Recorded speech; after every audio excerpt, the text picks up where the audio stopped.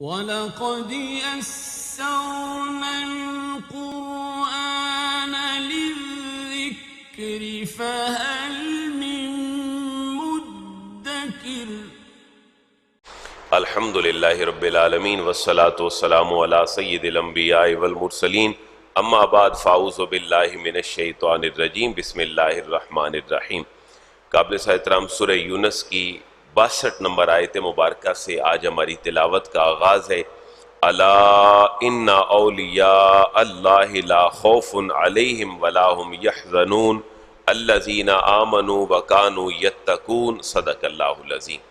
ہم اس کے تعارف میں پڑھ آئے کہ سورہ یونس اپنے نزول اور مزاج کے اعتبار سے مکی سورہ مبارکہ ہے، اور اس کی آیات مبارکہ تقریباً 109 ہے، اور اس کے بڑے بڑے 5 موضوعات: توحید، شرک کا رد، رسالت کے اوپر جتنے اعتراضات تھے ان اور شکوک و شبہات کو اللہ نے رد فرمایا، مرنے کے بعد دوبارہ جی اٹھنا، اور قرآن مجید کے اوپر جتنے اعتراضات تھے مشرکین کے، اللہ نے ان کو دور فرمایا۔ اب جو اللہ رسول کے منکر تھے وہ مشرک اور کافر کہلائے، اور جو اللہ اور اس کے رسول کے احکامات کی تابعداری کرنے والے تھے، آج کی اس صورت میں ان کو اللہ کے ولی کا لقب دیا گیا ہے۔ اس سے پہلے ہم 60 آیات میں مشرکین کا رویہ پڑھ آئے کہ وہ کیا کرتے تھے، تو ان کو کافر اور مشرک کہا قرآن نے، اور جو اللہ اور اس کے رسول کی غلامی میں تھے ان کو کیا کہا؟ ولی۔ ولی کی جمع ہے اولیاء۔ اب بنیادی طور پر 2 باتیں ذہن میں رکھنے والی ہیں۔ صحابہ کرام کو اللہ نے اس آیت مبارکہ میں اپنا ولی کہا ہے، پھر صحابہ کرام کے نقش قدم پہ جو بھی چلے گا اس کو اللہ نے ولی کہا ہے۔ ولی کا معنی کیا ہے؟ علماء لغت یہ لکھتے ہیں کہ ولیٌ کا معنی ہے قریب ہونا۔ جیسے ایک بچی اور بچے کی شادی ہوتی ہے تو آج کل آفیشلی جو ہمارے فارمز ہیں، میرج سرٹیفکیٹ وغیرہ، ان میں بھی ولی کا لفظ ہوتا ہے کہ کیا دلہن کا کوئی ولی ہے، دولہا کا کوئی ولی ہے۔ تو ولی کا لغوی معنی ہے قریب ہونا۔ تو دولہا اور دلہن کے سب سے زیادہ قریب کون ہوتا ہے؟ اس کا باپ یا اس کی ماں۔ تو ولی کا لغوی اور لٹرل میننگ یہ ہے کہ کوئی چیز کسی کے قریب ہو، اور ولی کا اصطلاحی معنی یہ ہے کہ جو اللہ تبارک و تعالیٰ کی یاد میں اتنا مستغرق ہو جائے کہ وہ ہمہ وقت اپنی یاد میں، اپنی فکر میں، اپنے خیال میں، اپنے عمل میں اللہ کے قریب۔ اب صحابہ کرام تھے جو ایک لمحے کے لیے بھی حضور سے اور اللہ کے حکم سے غافل نہیں تھے، بہت قریب تھے، اس وجہ سے اللہ نے ان کو ولی کہا ہے۔ اب مختصر سی بات یہ ہوئی کہ قرآن مجید کی اس آیت مبارکہ میں ولی کس کو کہا گیا ہے؟ صحابہ کرام۔ اور پھر صحابہ کرام کا نقش قدم، حضور کی سیرت، حضور کی سنت اور اللہ کے احکامات کی تابعداری کرنے والا، وہ اللہ کا ولی ہے۔ الا ان اولیاء اللہ لا خوف علیہم ولا هم یحزنون، الا خبردار، سن لو، ان اولیاء اللہ، ان کا معنی بے شک، اولیاء اللہ، اللہ کے ولی، یعنی کون؟ لوگ جو اللہ کے قریب ہیں۔ ان اولیاء اللہ، جو اللہ کے قریب ہیں، لا خوف علیہم، انہیں کوئی خوف نہیں ہے، ولا هم یحزنون، اور نہ ہی وہ غمگین ہوں گے۔ 2 باتیں ذہن میں رکھیں، لا خوف علیہم میں ان کے لیے ناؤن یوز ہوا ہے کہ انہیں کوئی خوف نہیں ہے، ولا هم یحزنون میں ورب یوز ہوا ہے۔ ورب ضرور کسی نہ کسی زمانے میں ہوتا ہے، اور جو ناؤن ہے اس کے لیے زمانے کی قید نہیں ہوتی۔ خوف، انہیں کوئی خوف نہیں ہے، اور یحزنون، وہ قیامت والے دن بھی غمگین نہیں ہوں۔ یعنی دنیا میں حضور کے مشن پہ چلنے والے صحابہ کو ایک لمحے کے لیے بھی فکر نہیں ہے، اور ولا هم یحزنون، اور قیامت والے دن بھی یہ غمگین نہیں ہوگی، کیونکہ یہ فعل مضارع استعمال ہوا ہے جو پریزنٹ اور فیوچر دونوں پہ دلالت کرتا ہے۔ چھوٹا سا سوال، جی اللہ کے ولی پھر ہیں کون؟ فرمایا الذین آمنوا وکانوا یتقون، جو 2 کام کریں وہ اللہ کے ولی ہیں۔ الذین، جو لوگ، آمنوا، ایمان لائے، وکانوا یتقون، یہ پاسٹ پرفیکٹ کنٹینیو ہے، واو کا معنی اور، کانوا یتقون، اور جو عمر بھر تقوی اختیار کیے رکھے، جنہوں نے عمر بھر اللہ کا خوف اپنے دل میں بٹھائے رکھا، پرہیزگاری کرتے رہے، وہ اللہ کے ولی ہیں، انہیں کوئی خوف نہیں ہے۔ لہم البشریٰ فی الحیات الدنیا وفی الآخرہ لا تبدیل لکلمات اللہ ذالک هو الفوز العظیم، اب یہ جو اللہ کے ولی ہیں ان کے لیے اللہ نے دو ریوارڈ رکھے ہیں، ایک دنیا میں اور آخرت میں۔ دنیا میں کیا ہے؟ لہم البشرا، لام کا معنی کے لیے، ہم ان کے لیے، البشرا بشارت ہے، خوشخبری ہے، فی الحیات الدنیا، فی کا معنی میں، الحیات زندگی، الدنیا دنیا کی زندگی، وفی الآخرہ اور جو آخرت کی زندگی ہے، دونوں میں ان کے لیے خوشخبری ہے۔ اچھا دنیا میں خوشخبری کیسے ہے؟ حضور نے فرمایا ابو بکر بھی جنتی، عمر بھی جنتی، عثمان بھی جنتی، علی بھی جنتی، اور عبد الرحمن بن عوف بھی جنتی، سعد بن ابی وقاص بھی جنتی، طلحہ بھی جنتی، زبیر بھی جنتی۔ یہ سارے صحابہ کرام عشرہ مبشرہ یہ مصداق ہیں، لہم البشرا فی الحیات الدنیا، دنیا کی زندگی میں ان کے لیے بشارت ہے، وفی الآخرہ آخرت میں بھی بشارت ہے۔ وہ کیا بشارت ہے؟ آپ نے فرمایا جنت میں سب سے پہلے میری امت میں ابو بکر جائیں گے۔ ایک اور حدیث مبارکہ میں ہے کہ اللہ کے حبیب جب معراج سے واپس تشریف لائے تو آپ نے حضرت بلال حبشی کو فرمایا بلال میں نے جنت میں تمہارے قدموں کی آہٹ اور ان کی آواز سنی۔ تو یہ آخرت میں ان کے لیے بشارتیں، دنیا میں بھی جنت کی بشارتیں، آخرت میں بھی ان کے لیے بشارتیں۔ اور اللہ کے ولیوں کے بارے میں پھر یہ بھی فرمایا کہ جنتی جوانوں کے سردار کون ہیں؟ حسن و حسین جنتی جوانوں کے سردار ہیں۔ اسی طرح جنتی عورتوں کی سردار اور جنتی بزرگوں کی سردار، یہ اللہ کے نبی کی ساری حدیثیں موجود ہیں۔ دو باتیں واضح ہو گئیں، لہم البشرا فی الحیات الدنیا، انہی کے لیے بشارت ہے دنیا کی زندگی میں بھی، وفی الآخرہ اور آخرت کی زندگی میں۔ جب صحابہ سے بات آگے چلی تو پھر اللہ کے نبی نے فرمایا کہ جو بندہ نوافل پڑھتا ہے اور اللہ کی قربت حاصل کرتا ہے، پھر اللہ فرماتا ہے حدیث قدسی میں میں اس کے کان بن جاتا ہوں، وہ ان سے سنتا ہے، میں اس کی آنکھیں بن جاتا ہوں، ان سے وہ دیکھتا ہے، میں اس کے ہاتھ پاؤں بن جاتا ہوں جن سے وہ چلتا پھرتا اور کام کرتا ہے۔ کر وہ رہا ہوتا ہے لیکن قدرت اس کے پیچھے میری ہوتی ہے۔ لہذا پہلے صحابہ کرام، پھر صحابہ کرام کے نقش قدم پر چلنے والے لوگ، پہلے اہل بیت اطہار اور پھر اہل بیت سے محبت کرنے والے لوگ۔ میں نے دو باتیں اس لیے کوٹ کر دیں کہ اہل سنت کا الحمدللہ 14 صدیوں کا ایک نقطہ نظر یہ ہے کہ صحابہ کی محبت، اہل بیت کی غلامی، ان دونوں کے بغیر نجات کبھی بھی ممکن نہیں ہے۔ ہمارے لیے رول ماڈل اللہ کے نبی کی ذات ہے، اور پھر ہمارے لیے رول ماڈل جو حضور نے فرمایا ہے وہ صحابہ کرام ہیں۔ اللہ نے فرمایا لَقَدْ كَانَ لَكُمْ فِي رَسُولِ اللَّهِ أُسْوَةٌ حَسَنَةٌ، بہترین نمونہ رسول اللہ کی ذات ہے۔ رسول اللہ نے فرمایا میرے بعد بہترین نمونہ تمہارے لیے صدیق و عمر ہے، اور پھر یہ بھی فرمایا میں تم میں چیزیں کچھ چھوڑ کے جا رہا ہوں۔ اس ایک روایت میں یہ الفاظ ہیں کہ ایک میری کتاب ہے اللہ کی اور ایک میرے اہل بیت ہیں جو تم میں چھوڑ کر جا رہا ہوں۔ تو یہ کمبینیشن ہے اللہ اور اس کے رسول کا، جس پہ اگر کوئی کاربند نظر آتا ہے تو وہ الحمدللہ اہل سنت کا ایک میجارٹی پوری 14 صدیوں میں ہے، جو ایک جماعت حقہ کے نام سے ہے۔ صحابہ کی بھی غلامی، اہل بیت کی بھی غلامی، کسی کو برا کہنے کی کوئی اتھارٹی اہل سنت کی زبان پہ کبھی بھی موجود نہیں ہے۔ لہم البشرا فی الحیات الدنیا، ان کے لیے دنیاوی زندگی میں بشارت ہے، وفی الآخرہ اور آخرت میں بھی بشارت ہے۔ لا تبدیل لکلمات اللہ، لا تبدیل نہیں تبدیلی آتی، نہیں بدلتے، لکلمات اللہ اللہ تبارک و تعالیٰ کے احکامات اور اللہ کے کیے ہوئے وعدے اپنے نیک بندوں سے، لا تبدیل، یہ کبھی بھی تبدیل نہیں ہوتے۔ ذالک هو الفوز العظیم، یہ بہت بڑی کامیابی ہے۔ یہ جملہ ان لوگوں کا رد ہے اہل مکہ کا جو کہتے تھے ذرا دیکھو تو صحیح محمد عربی کو اور ان کے غلاموں کو، پھٹے پرانے کپڑے پہنتے ہیں، 2 دن کھانا نہیں کھاتے اور کہتے ہیں جی ہم بڑی خوشحال زندگی گزار رہے ہیں۔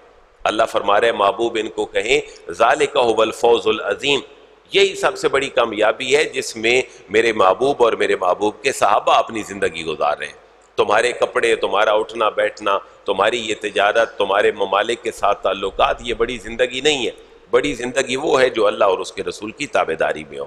لا يحزنک قولہم ان العزت للہ جمیعا هو السمیع العلیم، اس کا تعلق بھی پچھلے جملے کے ساتھ ہے۔ لا يحزنک، واو کا معنی اور، لا يحزنک، محبوب آپ کو حزن میں نہ ڈالے، آپ کو غمگین نہ کرے، قولہم ان کے قول، محبوب ان کا قول آپ کو حزن میں مبتلا نہ کرے کہ یہ تو بڑی قسم پرسی کے عالم میں زندگی گزارتے ہیں، جہاں جاتے ہیں لوگ ان کو پتھر مارتے ہیں، ان پہ ہوٹنگ کرتے ہیں، تو یہ تو کوئی عزت نہ ہوئی لوگوں کی جیسے حضور اور صحابہ گزار رہے ہیں۔ اللہ فرما رہے ان العزت للہ جمیعا، انا بے شک العزت، عزت للہ اللہ کے لیے، جمیع ساری کی ساری، اور پھر اللہ جس کو چاہے یہ عزت عطا فرما دے، جس کو چاہے ذلت عطا کر دے۔ کسی حکمرانی کی مسند پہ بیٹھا ہوا بندہ کسی ایک لمحے میں وہاں سے اتر کر ایسے لیول پہ پہنچ جائے کہ اس کو اس بات کا احساس بھی نہ ہو، یہ کام بھی اس کو اللہ کروا کے دینے والا ہے۔ اور جس کو عزتیں دیتا ہے اللہ، وہ بھی صرف اپنی جناب سے عطا فرماتا ہے۔ وہ سمیع العلیم، اللہ سب کچھ سننے والا ہے، العلیم اور جاننے والا ہے۔ اب مکی صورتوں کے بڑے موضوعات میں بڑا موضوع ہے توحید باری تعالیٰ۔ اگلی آیات کا یہی موضوع ہے، الا ان للہ من فی السماوات و من فی الارض، الا خبردار، ان للہ، ان بے شک، للہ اللہ کے لیے ہے، من فی السماوات جو کچھ آسمانوں میں ہے، و من فی الارض اور جو کچھ زمین میں ہے، وما یتبع الذین یدعون من دون اللہ شرکاء ان یتبعون الا الظن وانہم الا یخرصون۔ وما یتبع، اور کس کی پیروی کر رہے ہیں، انٹروگیٹو اور سوالیہ انداز ہے، وما یتبع اور کس کی پیروی کر رہے ہیں، الذین وہ لوگ جو یدعون پکارتے ہیں، من دون اللہ اللہ تعالیٰ کے علاوہ، شرکاء شریکوں کو، اللہ کے علاوہ جو پکارتے ہیں وہ کس کی پیروی کر رہے ہیں، اللہ کی، رسول کی، یا رسول کے احکامات کی، قول و فعل کی؟ نہیں، ان یتبعون الا الظن، ان یتبعون وہ پیروی نہیں کر رہے ہیں، الا الظن سوائے وہم کے اور گمان، وہم اور گمان کے علاوہ کبھی کسی چیز کی پیروی نہیں کر رہے۔ وَإِنْهُمْ إِلَّا يَخْرُصُونَ اور اٹکل پچو لگا رہے ہیں، وَإِنْهُمْ واو کا معنی اور، ان نہیں ہے، ہم وہ، إِلَّا يَخْرُصُونَ مگر اٹکل پچو لگا رہے ہیں، اندازے کے پیچھے دوڑ رہے ہیں، کہ جیسے ہم ایک جملہ بولتے ہیں نا اردو والا، وہ ٹرک کی بتی پیچھے دوڑنا، یہ قرآن کی بالکل ٹرم ہے، وَإِنْهُمْ إِلَّا يَخْرُصُونَ اور کبھی بارش کے لیے نیا بت بنا لیا، خوشی غمی کے لیے نیا بت بنا لیا، حتیٰ کہ ہندوستان میں ہندو انسانی باڈی کے اعضاء کی اپنے مخصوص معاملات کے لیے اس کی بھی تربیت کرتے ہیں۔ آپ کبھی لٹریچر اور ہسٹری پڑھ کے دیکھیں ہندوستان کی یا ہندوازم کی، تو انسانی باڈی کے جو اعضاء، کسی کی اولاد نہیں ہوتی، وہ انسانی باڈی کے مخصوص اعضاء ان کی وہ پوجا کرے، یہ ان کے مذہب میں شامل ہے۔ لہذا وَإِنْهُمْ إِلَّا يَخْرُصُونَ وہ نہیں ہے مگر صرف اٹکلیں باندھنے والے، ایسے آنکھیں بند کر کے کسی راستے پہ دوڑنے والے۔ لیکن اللہ کون ہے؟ هُوَ الَّذِي جَعَلَ لَكُمُ اللَّيْلَ لِتَسْكُنُوا فِيهِ وَالنَّهَارَ مُبْصِرًا إِنَّ فِي ذَلِكَ لَآيَاتٍ لِقَوْمٍ يَسْمَعُونَ۔ اللہ کون ہے؟ هُوَ الَّذِي اللہ وہ ہے، جَعَلَ بنایا جس نے، لکم تمہارے لیے، اللیلہ رات کو، لتسکنوا فیہ تاکہ تم اس میں سکون حاصل کرو۔ یہاں سے دیکھیں نا، جو بندہ رات کی ڈیوٹی کرتا ہے اس کی صحت کبھی ٹھیک نہیں رہتی، کیونکہ اللہ نے نیچرلی رات کس کے لیے بنائی ہے؟ سکون کے لیے۔ آپ دن کو 12 گھنٹے بھی سو لیں، رات کے 5 گھنٹے اس کے مقابلے میں کمال ہے، کیونکہ اللہ نے ہمارے سافٹ ویئر میں، ہمارے ہارڈ ویئر میں جو آرام رکھا ہے اور سکون رکھا ہے وہ رکھا ہی رات کو ہے۔ لہذا یہ بڑا کمال جملہ ہے میری اور آپ کی زندگی کا۔ تو جن کی زندگی رات کو عشاء کے بعد شروع ہوتی ہے اور صبح ختم ہوتی ہے، تو ان کی زندگی میں کبھی سکون نہیں ہو سکتا۔ یہ اللہ کہہ رہا ہے، یہ کوئی اٹکل پچو والی بات نہیں ہے۔ اللہ وہ ہے جس نے تمہارے لیے رات بنائی ہے، لتسکنوا فیہ تاکہ تم اس میں آرام کرو، والنہار اور دن بنایا ہے، مبصرا ایک روشن دن ہے جس میں تم اپنی روزی روٹی کی تلاش میں رہتے ہو۔ لہذا تم اگر رات کو یہ معاملہ کرو گے تو لوگوں کے لیے ایک ایسا نظام تم مرتب کرو گے جو انسانیت کے خلاف ہوگا۔ ان فی ذلک لآیات لقوم یسمعون یہ دن اور رات میں بھی اہل عقل کے لیے نشانیاں ہیں۔ آپ کبھی سوتے ہوئے بندے کو دیکھیں، اللہ تبارک و تعالیٰ اگر یہ نیند طاری نہ کرتا انسان کے اوپر، یا کسی کو سالوں نیند ہی نہ آتی، اس کی طبیعت کیسے ہو جائے گی؟ یا کبھی وہ ہفتہ سوئے نہ تو کیسا ہو جائے گا؟ تو اللہ فرما رہا ہے ان فی ذالک ان سارے پروسیجرز میں، دن اور رات میں، لآیات اس کے اندر نشانیاں ہیں، لقوم ان لوگوں کے لیے، یسمعون جو اللہ رسول کی بات کو بڑے غور سے سنتے ہیں۔ جو نہیں سنتے انہیں پھر کوئی پرواہ نہیں ہوتی، دن ہے رات ہے کوئی پرواہ نہیں ہے۔ قالوا اتخذ اللہ ولدا سبحانہ هو الغنی لہ ما فی السماوات وما فی الارض ان عندکم من سلطان بہذا اتقولون علی اللہ ما لا تعلمون. بڑی آسان آیت ہے, ترجمہ آپ فرمائیں گے. اللہ وہ ہے جس نے دن رات پیدا کیا, لیکن اللہ تبارک و تعالیٰ کو ریسپانس کیا ملا؟ قالوا اتخذ اللہ ولدا. قالوا, انہوں نے کہا جواباً اللہ کی ان نعمتوں کے اظہار میں, جواب میں, اتخذ اللہ, اللہ نے بنا لیے ہیں, ولدا, بیٹے, اللہ نے بیٹے بنا لیے. تو یہودیوں نے بھی یہی کہا حضرت عزیر اللہ کے بیٹے ہیں, عیسائیوں نے کہا حضرت عیسیٰ اللہ کے بیٹے ہیں, اور مشرکین نے کہا, کفار نے, فرشتے اللہ کی بیٹیاں ہیں. تو اللہ فرما رہا ہے کہ میں نے کتنی نعمتیں ان کو دی ہیں, انہوں نے جواب میں مجھے کیا دیا ہے؟ اتخذ اللہ ولدا, انہوں نے اللہ کے لیے اولادیں ثابت کر دی. صحیح بخاری کی ایک حدیث مبارکہ ہے, ہمارے جمعے کے اس کتاب الادب میں گزری. حضور فرماتے ہیں سب سے زیادہ صبر کرنے والا, سب سے زیادہ برداشت کرنے والا اللہ تبارک و تعالیٰ ہے, کیونکہ اللہ نے انسانوں کو پیدا کیا ہے اور انسان ہی اللہ کے شریک بنا لیتے ہیں. اللہ نے انسانوں کو پیدا کیا ہے اور انسان ہی اللہ کو بیٹے اور بیٹیاں کسی چیز کو بنا لیتے ہیں. لہذا صبر کرنے والا کون ہے؟ اللہ تبارک و تعالیٰ. اسی لیے اللہ کو بار بار صبار کہا گیا, شکور کہا گیا. حالانکہ صبر تو بندہ کرتا ہے اور شکر تو بندہ کرتا ہے, لیکن اللہ بھی صبار ہے. کیوں؟ اللہ سب سے زیادہ صبر کرنے والا ہے. ساتھ ہی چھوٹے سے جملے میں رد کر دیا, سبحانہ, جو تم کہتے ہو ان سے اللہ پاک ہے. سبحان یہ ویسے ناؤن ہے لیکن بطور ورب استعمال ہوتا ہے. سبحانہ, وہ پاک ہے. هو الغنی, وہ پاک بھی ہے اور اس کو ان کی ضرورت بھی نہیں ہے.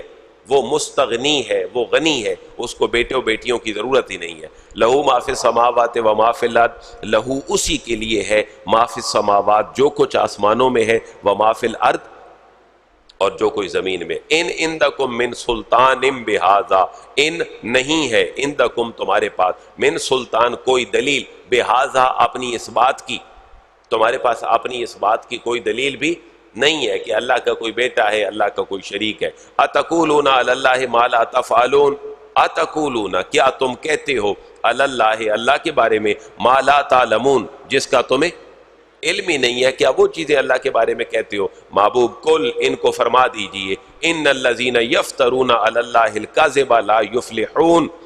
ان الذین, بے شک وہ لوگ, یفترون جو افترا باندھتے ہیں, جھوٹ باندھتے ہیں, تکے مارتے ہیں, علی اللہ اللہ تبارک و تعالیٰ پر, الکذب جھوٹ موٹ کی باتیں, لا یفلحون وہ کبھی فلاح نہیں پا سکتے, وہ کامیاب نہیں ہو سکتے کبھی بھی. متاع فی الدنیا ثم الینا مرجعہم ثم نذیقہم العذاب الشدید بما کانوا یکفرون. محبوب ان کو کہہ دیں کہ میری اور میرے رسول کی نافرمانی میں سب سے بڑی ان کے سامنے ہیلپ فل چیز صرف دنیا ہے. میری اور میرے نبی کی نافرمانی کروانے پہ جو چیز انہیں اکساتی ہے وہ ان کے دنیا کا نظام ہے. محبوب ان کو یہ بتا دیں, متاع فی الدنیا, متاع یہ جو چند روزہ مال و دولت ہے اور خوشی ہے, فی الدنیا دنیا کی زندگی میں, اس کو چند روزہ ہی سمجھو, اس کو ٹیمپریری سمجھو. ثم الینا مرجعہم, ثم پھر الینا ہماری طرف ہی, مرجعہم ان کا لوٹ کر آنا ہے, ثم پھر نذیقہم ہم ان کو چکھائیں گے, العذاب الشدید شدید عذاب ان کو چکھائیں گے, لیکن شدید عذاب ہماری طرف سے نہیں ہوگا, بما کانوا یکفرون بوجہ ان کے کفر اور بوجہ ان کی نافرمانی کی ہوگا. یہ دو چار لائنیں اور پڑھ لیجئے گا. مکی صورتوں میں دو باتیں ہیں کہ ایک تو کچھ صورتیں انبیاء کے ناموں پہ ہیں تو وہ بھی مکی ہیں, اور جن صورتوں کے اندر انبیاء کے قصے ہیں وہ صورتیں بھی مکی ہیں. وجہ کیا ہے؟ اللہ اپنے نبی کے سامنے انبیاء کا رول ماڈل رکھنا چاہتا ہے. جب یہ چیزیں سامنے آئیں, بھئی اللہ کے تو بیٹے بھی ہیں, اللہ کے تو بیٹیاں بھی ہیں, حضور نے تبلیغ کی, جواب میں پتھر لگے. اللہ فرما رہے محبوب آپ بھی پڑھیں اپنے بھائی نوح کا قصہ اور ان کو بھی سنائیں اپنے بھائی نوح کا قصہ, تاکہ آپ کو بھی تھوڑا سا جو ہے وہ تقویت مل سکے اور یہ بھی راہ راست کی طرف آ سکے. حضرت نوح کا قصہ اللہ نے چند لائنوں میں بیان فرمایا ہے جو بڑی کمال ہیں, جن کے اوپر ہمیں بھی بڑا حوصلہ ملتا ہے. وَاتْلُ عَلَيْهِمْ نَبَأَ نُوحٍ, واو کا معنی, اور اتلو تلاوت کیجئے, علیہم ان کے اوپر, نبأ نوح, نبأ کا معنی خبر, نوح نوح کی، اپنے بھائی نوح کی خبر اور ان کی حالات زندگی محبوب ذرا ان کے سامنے پڑھے۔ وہ حالات کیا ہے؟ اب یہ جتنا واقعہ ہوگا چند لائنوں میں، یہ پاسٹ انڈیفینیٹ ہے تقریباً، آپ نے اس کے مطابق اس کے ترجمے کی کوشش کرنی ہے۔ از جب کالا کہا، کس نے؟ حضرت نوح علیہ السلام نے، لقوم ہی اپنی قوم کو، یا قوم اے میری قوم، ان کانا کابورا علیکم، ان اگر کانا ہے کابورا بڑا مشکل یا گراں علیکم تمہارے اوپر، اے حضرت نوح نے اپنی قوم کو کہا کہ اگر تمہارے اوپر گراں ہے، بھاری ہے اور تم برداشت نہیں کر سکتے، مقامی و تذکیری، مقامی میرا اپنے موقف پہ سٹینڈ کرنا اگر تمہارے لیے گراں ہے، میں تمہیں کہتا ہوں اللہ کی طرف آ جاؤ، تم آتے نہیں ہو، اگر تمہارے لیے یہ گراں ہے، بڑا مشکل ہے، و تذکیری اور میرا پند و نصیحت کرنا، میرا واضح و نصیحت کرنا جو میں کب کرتا ہوں؟ بے آیات اللہ، اللہ تعالیٰ کے حکم کے ساتھ کرتا ہوں، اگر میرا اپنے موقف پہ سٹینڈ کرنا اور میرا اللہ کے احکامات کو تم تک پہنچانا اگر یہ تمہارے اوپر گراں ہے، بھائی تمہیں اگر برداشت نہیں ہے تو فَعَلَى اللَّهِ تَوَكَّلْتُ فَأَجْمِعُوا أَمْرَكُمْ وَشُرَكَاءَكُمْ، دو باتیں فرما دی، فَعَلَى اللَّهِ تَوَكَّلْتُ میرے اس معاملے میں میرا بھروسہ اللہ پہ ہے، فَأَجْمِعُوا أَمْرَكُمْ وَشُرَكَاءَكُمْ، فَا کا معنی پاس اجمعوا، تم بھی اجماع کر لو، تم بھی کنسنسس کر لو، تم بھی اکٹھے ہو جاؤ، امرکم اپنے اس معاملے میں سارے کے سارے، وشرکاءکم اپنے شریک بھی بلا لو، اپنے شریک بھی بلا لو، خود بھی آ جاؤ، میرا بھروسہ میرے رب کی ذات پہ ہے۔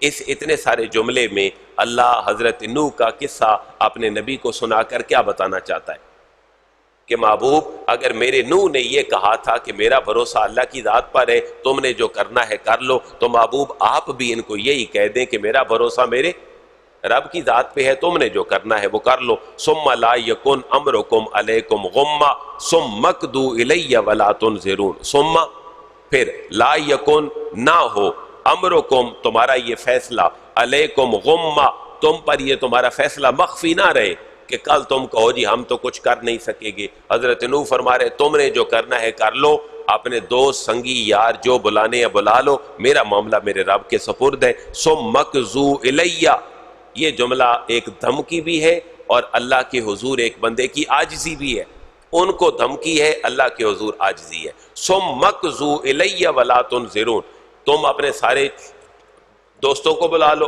میرا بھروسہ اللہ پہ ہے۔ ثم اقضوا الیہ، ثم پھر اگر ملا کر پڑھیں گے ثم اقضوا پھر فیصلہ کر لو جو تم نے کرنا ہے، الیہ میرے بارے میں تم نے جو فیصلہ کرنا ہے کر لو، ولا تنظرون اور تم پھر مجھے ایک لمحے کے لیے بھی مہلت نہ دو۔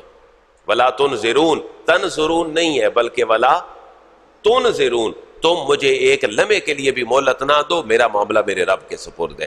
تم جو روزانہ کی دھمکیاں دیتے ہو یہ دھمکیاں کسی دن کر کے دکھا دو۔ فَإِن تَوَلَّيْتُمْ فَمَا سَأَلْتُكُم مِّنْ أَجْرٍ، فا کا معنی پس ان تَوَلَّيْتُمْ اگر تم پھر بھی منہ موڑتے ہو اور منہ موڑتے رہو گے تو فَمَا سَأَلْتُكُم مِّنْ أَجْرٍ میں نے تم سے تو کوئی اجر طلب ہی نہیں کرنا ہے، ان اجریہ الا علی اللہ، ان اجریہ میرا اجر نہیں ہے، الا علی اللہ مگر اللہ کے ذمہ ہے۔ یہاں سے پتہ یہ چلتا ہے کہ جو مبلغ ہے، پریچر ہے، وہ اجر کسی سے نہیں مانگتا، اس کا اجر اس کو کون دیتا ہے؟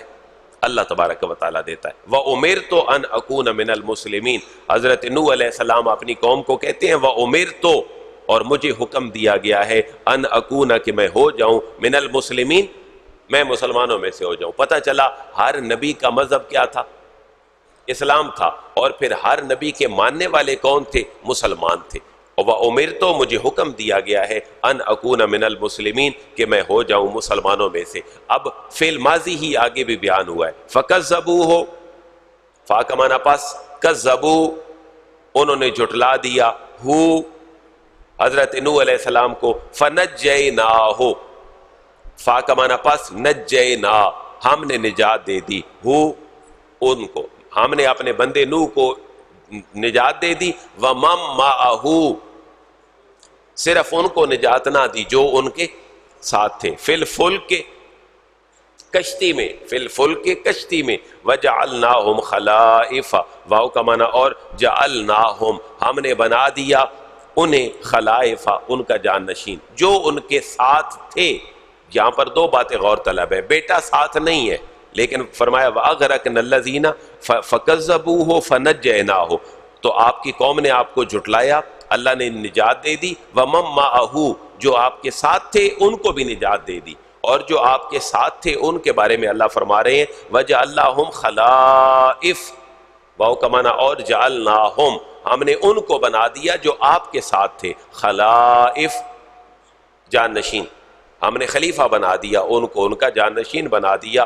وَأَغْرَقْنَا الَّذِينَ كَذَّبُوا بِآيَاتِنَا، واو کا معنی اور اغرقنا ہم نے غرق کر دیا الذین ان لوگوں کو کذبوا جنہوں نے جھٹلایا بآیاتنا ہماری آیات کو. فانظر کیف کان عاقبۃ المنذرین، فانظر پس محبوب آپ ذرا دیکھیے اپنے ماننے والوں کو، اہل مکہ مشرکین کفار کو دکھائیے کیف کانا ہوا عاقبہ انجام المنذرین جنہیں ڈرایا گیا تھا، جنہیں ڈرایا گیا تھا ان کا انجام کیا ہوا. محبوب ذرا آپ بھی دیکھیں اور اہل مکہ کو بھی دکھائیں، اگر یہ نہیں مانیں گے تو ان کا انجام بھی وہی ہوگا جو قوم نوح کا انجام ہوا تھا. پھر ثم بعثنا من بعدہ رسلا الی قومہم فجاؤوہم بالبینات فما کانوا لیؤمنوا بما کذبوا بہ من قبل کذالک نطبع علی قلوب المعتدین.